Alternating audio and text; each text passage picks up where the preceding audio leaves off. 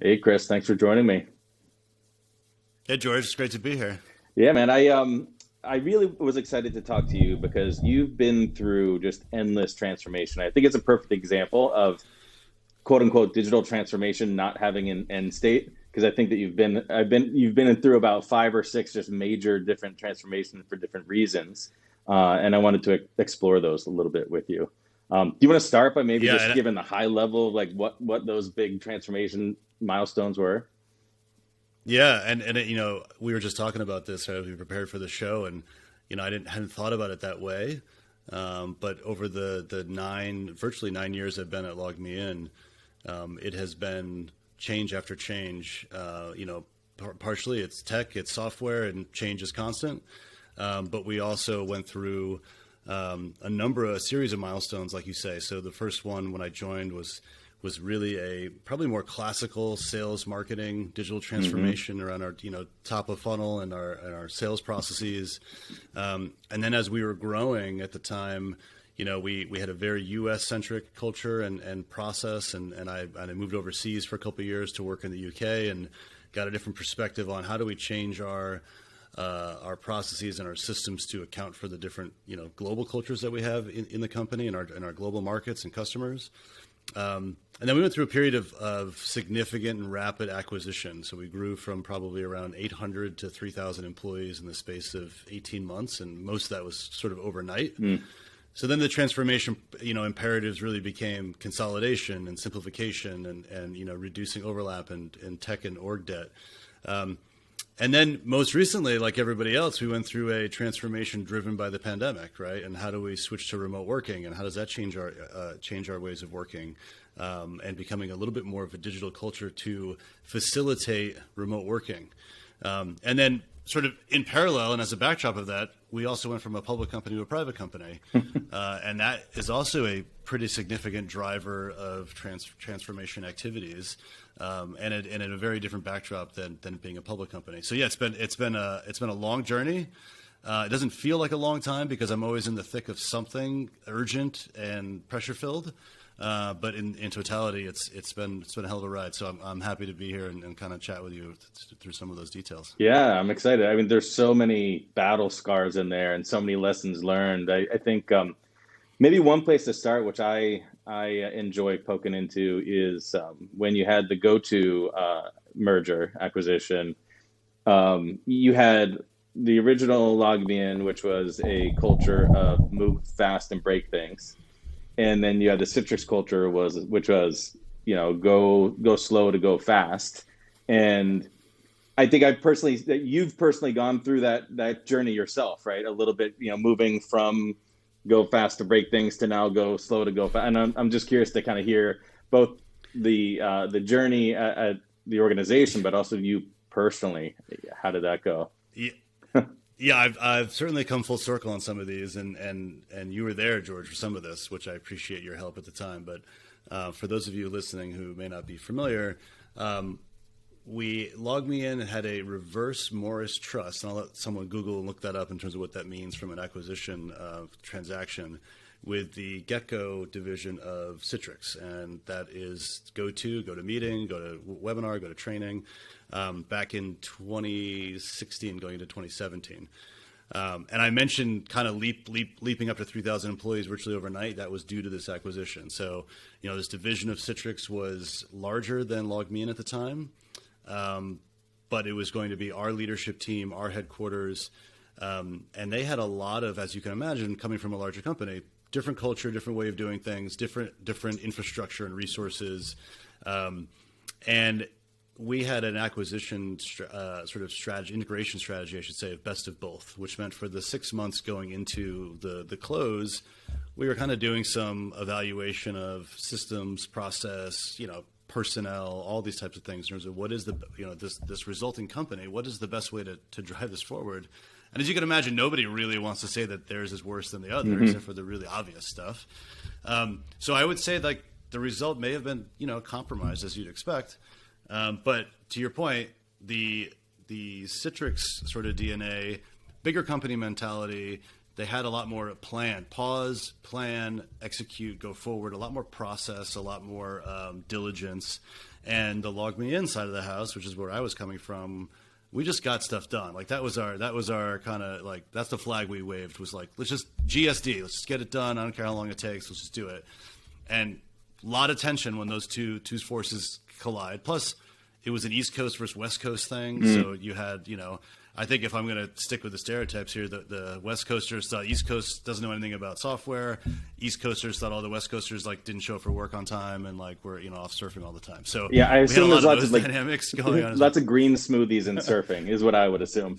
Oh yeah, yes, a lot of vegetarian, and all the East Coasters were rude and in a hurry and all that. So a lot of dynamics to work through there. And at first, what was on my plate at the time was.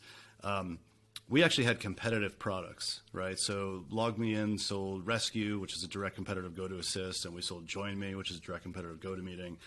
And as a combined company, we had to eliminate internal competition as quickly as possible on the sales team. So there was a real urgency to integrate our sales systems. And we closed on March 1st, 2017, and our Salesforce instances were integrated, or consolidated, I should say, by the end of March. So 30 days post-close, we had all the salespeople in the same thing, which I tell people that story or I tell them that fact and they look at me like, well, really? I'm like, yeah, it's either the greatest thing or the hardest thing I've ever done, or probably both.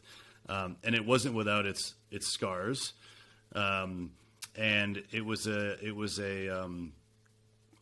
journey in learning how to work with a different culture to come together on a combined goal.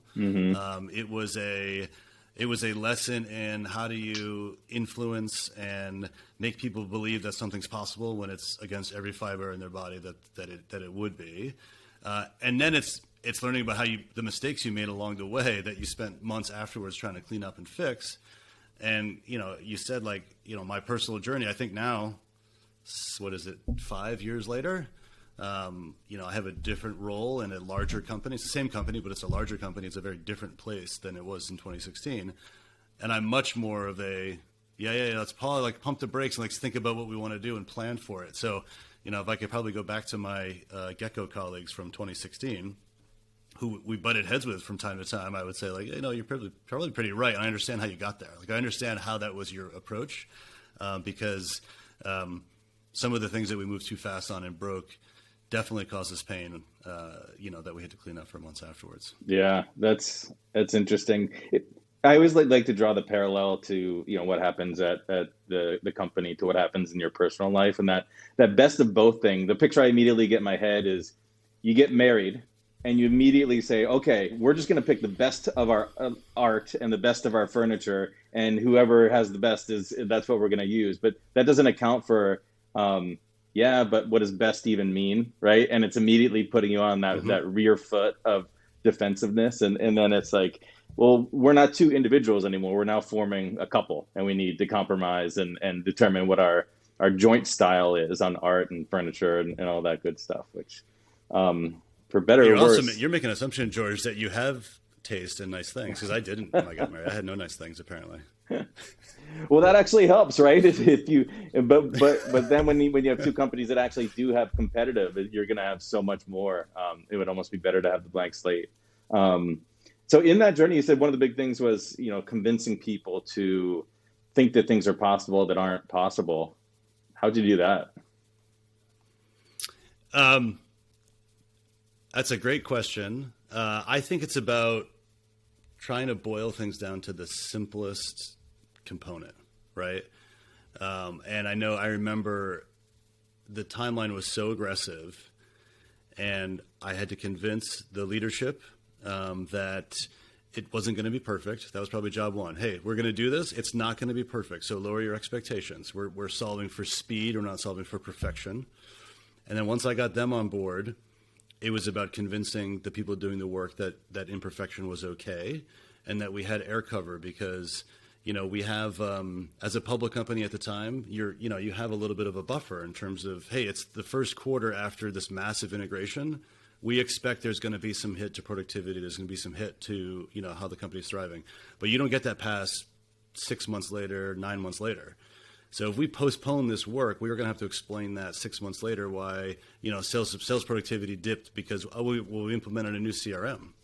right? And that wasn't going to be a reasonable alternative. So that was about framing the dynamics that we were working in and allowing people to feel like, okay, we can cut some corners, we can trim some scope to get the job done.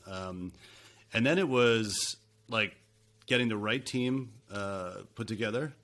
I was very, very fortunate to have some people who shared some probably irrational confidence like I did about the ability to get it done. So I'm forever grateful to those folks.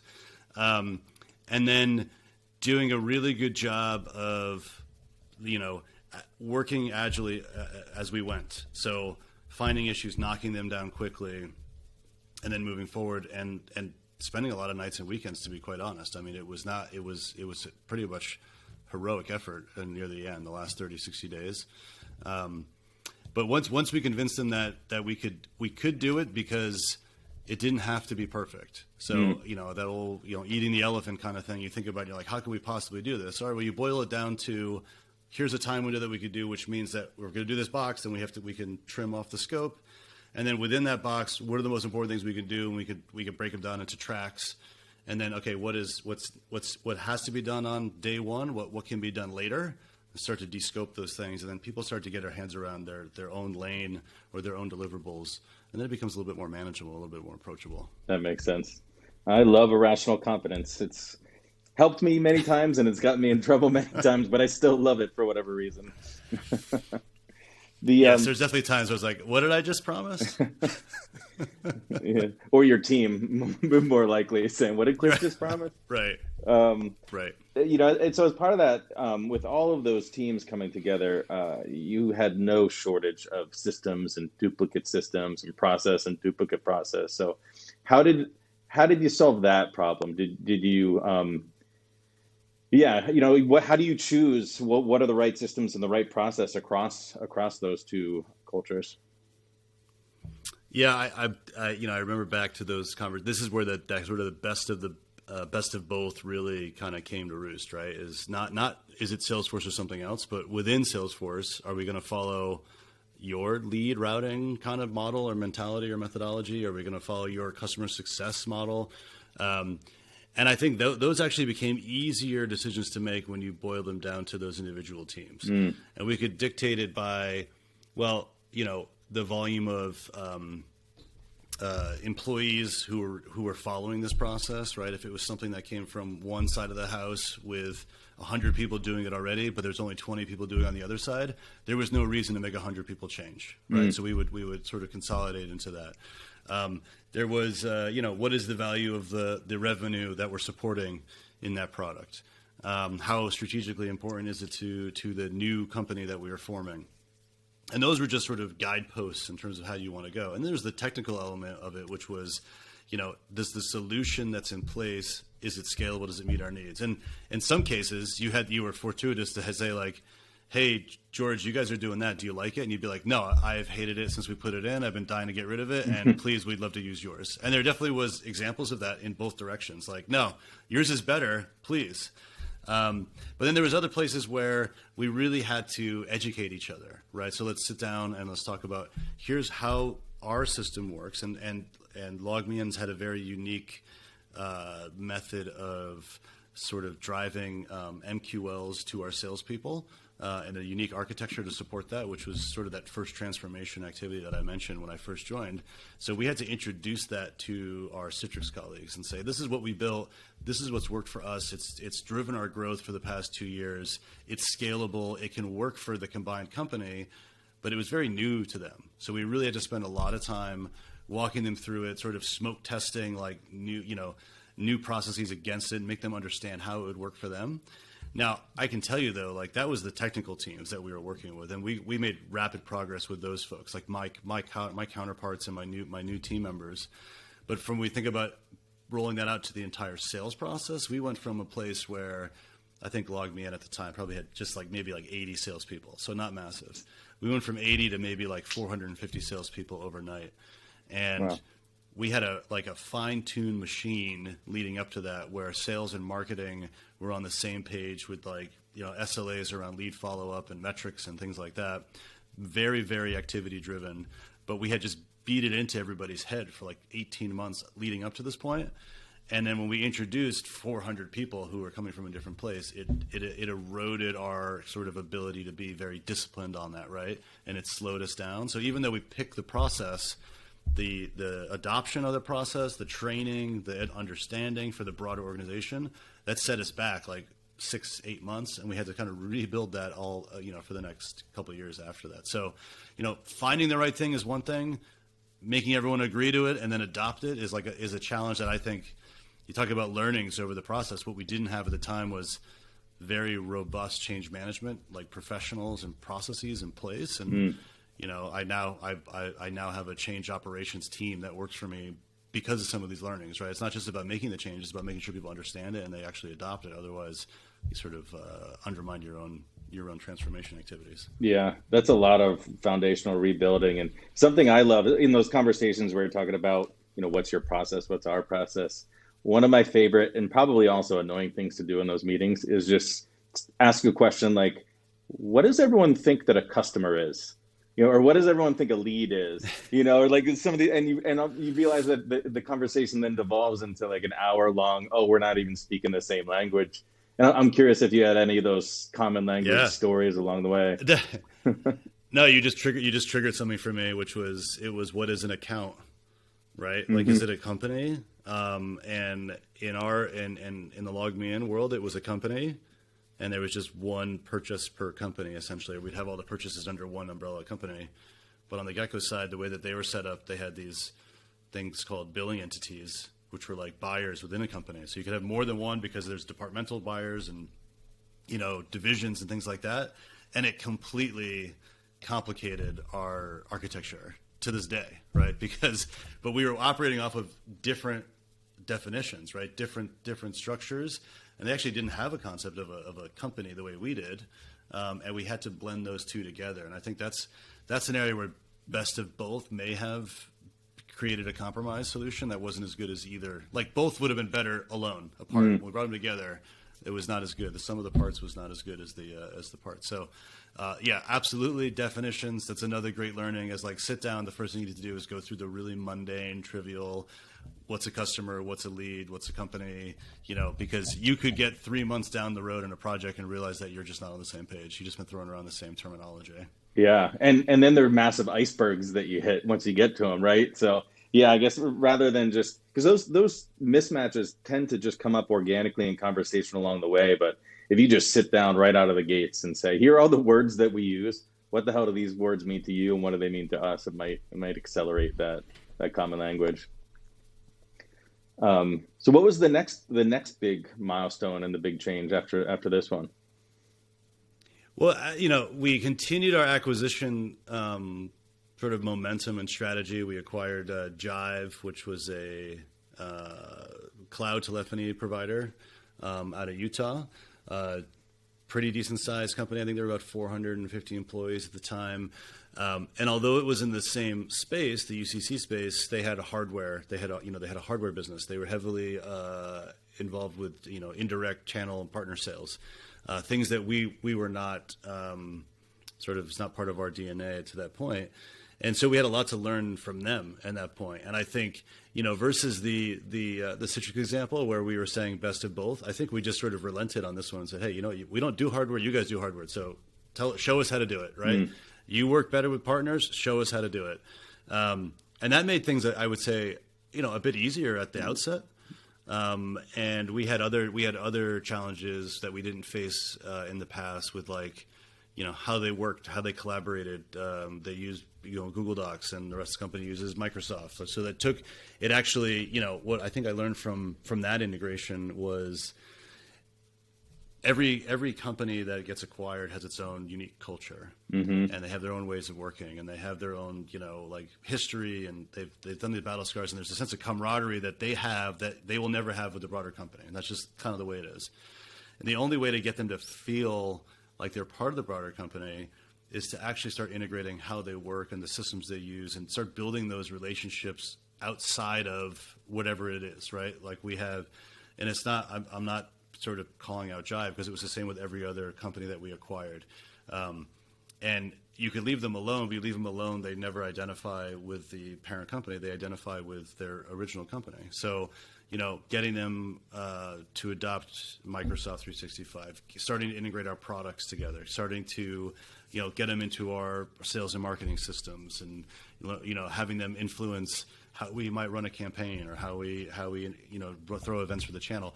Those things start integrating the people and the process into the broader company and make us feel like we're one versus we have these pockets of subcultures, if you want to call them that, right? That take a while to sort of wash out. And it's not like I say that I'm not IBM, right? We're not blue washing people. We want to maintain a level of diversity of thinking and of they should, whatever made them unique, they should keep that and maintain that. But sometimes those things get in the way of the broader goals as an organization. So, I think the learning from there is it's not just about saying, okay, you're now part of this company. It's like, well, we have to actually technically make you part of that company by integrating your workflows, your systems, your tools, and your people, kind of all at the same time. That makes a lot of sense. It's kind of the digital equivalent of what used to happen when we were all in offices. Is when you have one team on the third floor and part of the team moves to the fourth floor, all of a sudden the fourth floor folks are dead to you, right? Like you don't have the same relationship that you used to have, and it's kind of like the same thing with you have the Google Docs folks and the SharePoint folks, and the SharePoint folks are dead to the Google Drive people until you get them all on the same platform. And I feel like executives a lot of times, Luddites. Yeah, exactly. When you're looking at those consolidations, I think a lot of the focus can sometimes be on efficiency and license fees. But it sounds it's really more about that being on the same team, getting the cultures aligned, and using the systems and the process as a little bit as a motivator behind that. Yeah, I think the synergies and the savings should always be like, yes, they're a huge benefit, but they can't be the driving factor. Like if you go into those activities saying we're doing this because it's going to save us money, you're probably going to fail. If you go to them saying we're doing this because it makes us work better, work smarter, we're more aligned, we drive better employee engagement, we get more done. It's also going to save us money. That's the cherry on top. Then that's a much better approach. Because there should be a real reason for employees, because employees will see right through that anyway. Right. You're just trying to save a buck, right? How is this helping me? You're just trying to save a buck. So you really have to start with what is the benefit to them to get their work done, to do more meaningful work or do more innovative work. And then if the company saves money, then they're happy to hear it, but they don't. At the end of the day, they don't care that much about it, right?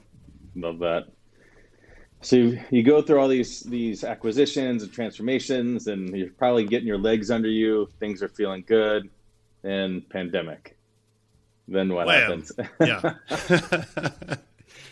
Yeah, and actually, I should mention at the time the pandemic hit, I was in the role of chief of staff to the CEO, so I was in a different position than I was for the rest of these stories. So I had my role very quickly pivoted to how do we make sure that, employee health and safety is number one at the time. Early pandemic, it's like, hey, is everyone home? Is everyone safe? What do we need to do to make sure that our employees have what they need to stay safe? And being a remote, collaboration, connectivity company by nature, we had a leg up, I'd say, on a lot of people, right? So I wasn't worried about, can our employees work from home? They all could. Mm-hmm. It was, are they comfortable working from home? And once they're home, can they continue to collaborate and be informed and communicate and get the resources they need? And so, and then as obviously the pandemic continued, we went past sort of the emergency response phase to sort of a continuous, here's how we're going to be. We made some big decisions pretty early, which is we're going to keep like many companies, we're going to keep the offices closed for a year, and then we kept pushing it out. But to give our employees sort of clarity about when do I need to come back? Do I need to worry about coming back? Was really what we were hearing. And then we also declared very early, over a year ago, that we were going to be a remote-centric company. So we were going to shut down some offices. We were going to, declare that no one who works for LogMeIn is going to have a desk with their name on it anymore, and no one's going to work in the office 5 days a week. And we knew that wasn't going to work for everybody. Although I think we've been pleasantly surprised that most of our employees are very happy with that flexibility, and it shows through in our engagement surveys. And we've seen some other folks in the space say that and then sort of backtrack or walk it back a little bit in the last 6 months. Well, actually, no, we want you to come back in the office, and I think that there's been some blowback on that, and I'm proud of the position we took. But in order to make that work, some of the activities we need to undergo was, first of all, like, what is our policy? Where can I work? Right? You said work from anywhere. Is it really anywhere? Can I move to Switzerland? Is that okay? Can I, and so we had to put some guardrails in place for our employees to know, like, yes, you can move. I moved from Massachusetts to Vermont. That was okay. Could I have moved to, New Zealand? Probably not. We don't have an entity in New Zealand. I don't think it makes much sense for me time zone wise. So, we had to help people out through those conversations. Could be fun. Could be a lot of fun, but I'm here to work, George. and we had the and then you build on that and you say, like, well, it's okay. Like, when you think about tax and visa and all these other complexities that most employees don't think about when you're just going to the office every day. We have employees in Europe, and they work in Ireland, but they have their families are in France or in Sweden or whatever they are, and they want to go home for the holidays. And they had the opportunity last year to say, instead of going home for 2 days, can I go home for like 3 weeks and just work there? And so we worked through that and said yes. We looked at all the visa stuff and said yes, go home, work for a week in Sweden, take a week off, and then you get the holidays off anyway. And that's a huge benefit to our employees, right? That really starts to embrace that flexible work style. So then first it was what can I do and how can I do it and where can I do it? And then it really started to pivot into, like, all right, well, how do we work differently in a remote world? And we started leaning into training around, like, how to be a better remote manager. How do we have people think about, productivity metrics and trust versus, butts and seats, metrics? How do we break people of those sort of behaviors? How do you drive a asynchronous communication culture? By embracing more writing. And we fortuitously had some, people come over from Amazon in the last couple of years where, I think people probably read about the Amazon writing culture, no PowerPoint there. Mm-hmm. And we've embraced components of that, and it's been super helpful in a remote world because you can come to a meeting and you have a document written out, and it makes that decision-making much faster, but it also leaves behind this asset for anyone who wasn't in the meeting to read and understand the context behind it. So asynchronous communications. How do we be more sympathetic to the time zone and working hours of our colleagues? So started putting things in our signatures, like, hey, I may be responding to emails at 11 o'clock at night because that's what works for me.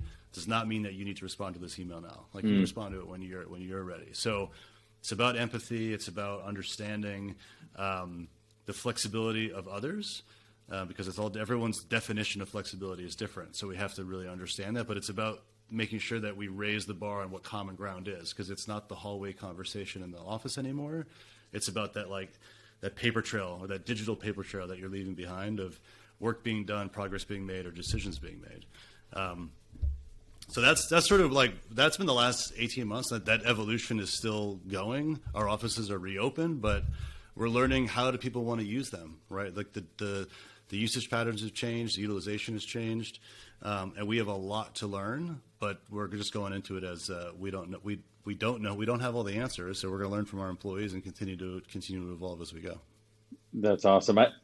We haven't talked about this, but I'm curious if we're going to be aligned on this. Is how many of those kind of on-site, off-site norms are you pushing down to the team level? Because my hypothesis is the more you could put down to the team level, while you do need to set the guardrails at a high level, if the team can decide when they're going to be in the office, when they're not, rather than kind of global mandates across the company, it tends to, I think, be a better approach. Are you doing that? I think we're aligned because we haven't pushed anything down. Okay. Like, we haven't pushed anything down. We've given some, I'd say high level guidance that says, the one thing we've been consistent with is going to the office should be intentional in some way, right? Like, it is my belief that going to the office just to get your work done isn't compelling enough for someone to sit through the commute or get on an airplane or whatever they have to do to get there. Just to sit at a desk and get their work done, it's not reason to be there. That's how I feel personally. I think that's how most of my team feels. So you have to have some intentional reason to be there. Is it a workshop to solve a specific problem? Are you celebrating a big win? Is a company all hands, a big, an award ceremony, whatever it might be? Or sometimes it's just the fact that you hear that some other teams are doing those activities. So you feel like if I go there, I might be able to catch up and see like 5 or 10 different people that I wouldn't normally see. So that might be a compelling reason to get there. So there's this like, I equate it to like when you found out, you know, if you think back when you're younger and you're like, I don't know if I want to go to that party, but then you find out like all these other friends are going to that party, and now suddenly that party seems like a really cool place to be. That's how I feel like people are approaching going to the office these days. Like, well, who's going to be there? But we have not told teams when and why they should be in the office. We have let them decide, because I think that's going to help us learn a lot more, right? Yeah. Because teams are going to approach it from different angles. Some things are going to work, some things are not. And once we have those lessons learned, we will start sharing those around the org. And the one thing to remember, though, even now, offices are open, we are still operating in a pandemic state, right? We are still at like 50% capacity. We still have social distancing measures. We still don't have all the amenities open. Some people, kids aren't vaccinated yet. They don't feel comfortable coming to the office. So for everything that we've done so far, it's all with a grain of salt. Like, this isn't really post-pandemic world yet, right? I think maybe when, you know, I know we're on the precipice of vaccines for kids. I think once we get past that, that'll be another big milestone where suddenly I think there'll be another batch of employees who feel comfortable coming into the office, you know, and then we'll see where that goes from there. Love it. Yeah. And I love pushing the decisions down to the team, because it's really remote or not remote. It's all team norms. You know, how are you guys going to work together? And it's going to be different for a sales team or product team or marketing team, and just giving them the control. And I love being intentional. It's funny. We've been remote since beginning, since day one, so almost 18 years at this point. And we would always have clients. They'd say, okay, so you guys are going to be here Monday through Thursday, right? Every single week. And we're like, well, we'll be here when we need to be here. And it's going to be an intentional, and that would be a difficult conversation to have in the past, whereas now it's a bit easier of a conversation. So I'm glad that everyone's kind of maturing in that realm. I guess we're all catching up too. We're all catching up. So maybe one note to then finish on is,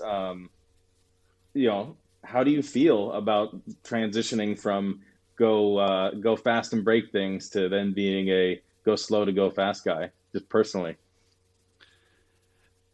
It can be maddening sometimes. So I feel like my me the individual, if I need to get work done, my general approach is still go fast, get stuff done. Me as a leader trying to have successful outcome has a very healthy appreciation for the need to pause, assess, discover, ask questions, document, get everyone aligned, and then move forward. So it's a little bit of a constant struggle for me. But I do think there's a happy medium, right? I think there's a way to figure out, with the benefit of experience and hindsight, to figure out exactly what those icebergs might be in the future that you recognize, pull those up to the front, and at least sketch out the parameters of what you're trying to do that allows the team to move fast while you fill in the gaps along the way, right? I think the alternative is like, all right, we can't start until we know every single detail and every decision and we have a Gantt chart built out for the whole program. That's not like, I never want to do that, right? I want to be able to say, what are the key assumptions that we need? What are the tenets or what are the guiding principles that everyone who needs to do the work understands? And then make sure everyone's aligned on that, and then let each team or group kind of run along those rails. And when they start bumping into each other, then you bubble that up for some sort of disposition or understanding. So there's a little bit of a happy medium, but you can't go pell-mell like into the wilderness like I may have probably 6 years ago. I think that there's some upfront work that has to get done that I have a full-blown appreciation for now. Yeah, and I think it's not a one's better. Back to the earlier points, it's not the best or not. It's time and place, and how do you put the right guardrails around when the right time and the right place is. And how complex of a problem is, and how many people do you have? Like, there's so many different variables that go into that. Yeah, that's great. Well, Chris, thanks so much. This is a heck of a journey. A lot of great accomplishments along the way, lessons learned. Always love hearing stories from the trenches. Thanks for sharing. Yeah, my pleasure, George. Happy to be here. Thanks. Bye.